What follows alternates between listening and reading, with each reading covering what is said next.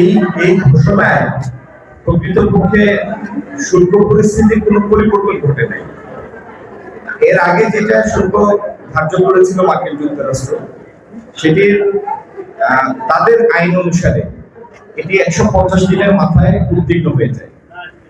সেই 150 দিনের মাথায় থাকবে না, এক্সপায়ার করবে, তখন নতুন ঘোষিত একই মাত্রার শুল্ক সেটির স্থান নেবে। তো এটা একটা অ্যাকচুয়ালি রিপ্লেসমেন্ট, নতুন করে আর কোনো শুল্ক ধার্য হচ্ছে না। তার মানে শুল্ক পরিস্থিতির কোনো পরিবর্তন হচ্ছে না। গতকাল যেটি ছিল, আজকের মার্কিন যুক্তরাষ্ট্রের শুক্রবার রাত 12টার পরেও সেই শুল্কই থাকবে, ভিন্ন নামে। সরকার মন্ত্রিসভা কমিটি নীতিগত কিন্তু প্রকল্পের প্রকৃত মূল্যটা কত হবে সেটি দর কষাকষি করতে আছে, এই পর্যায়ে আছে। আর এই পেপার ওয়ার্ক গুলি সম্পন্ন হলে তারপরে ফিজিক্যাল ইমপ্লিমেন্টেশন। তেলের দাম বাড়লে সেই তেল তো আর রাতারাতি আসে না। গত কয়েক সপ্তাহ যাবত দাম কমতে দিকে ছিল, আবার গত সপ্তাহ 1.5 সপ্তাহ যাবত সেটা আবার আগের ধারায় ফেরত এসেছে। এটা আপনারা সবাই জানেন যে মূল্যে পেট্রোলিয়াম পণ্য আনা হয়, অনেক বেশি ভর্তুকি মূল্যে সেটি সরবরাহ করা হয়।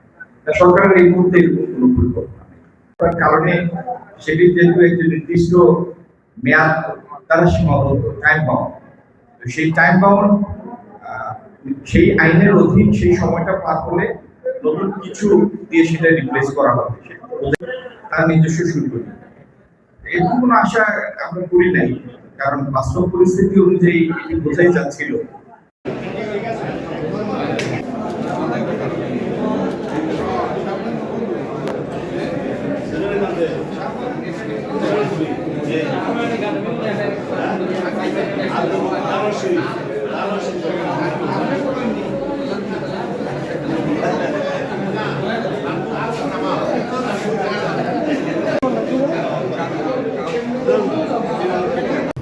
আমাদের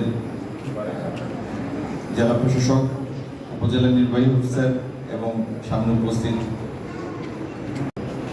আমাদের চা বাগানের ভাই বোনরা, আসসালামু আলাইকুম, আদাব। স্বাস্থ্য খাত এই সরকারের জন্য সবথেকে একটা প্রায়োরিটি খাত। আগামী দিন স্বাস্থ্য কেন্দ্র হইব বাগানো, যাতে যে কোনো বেমার আজারও টাউনও যাওয়া লাগতো নাই, অনুপাইবা।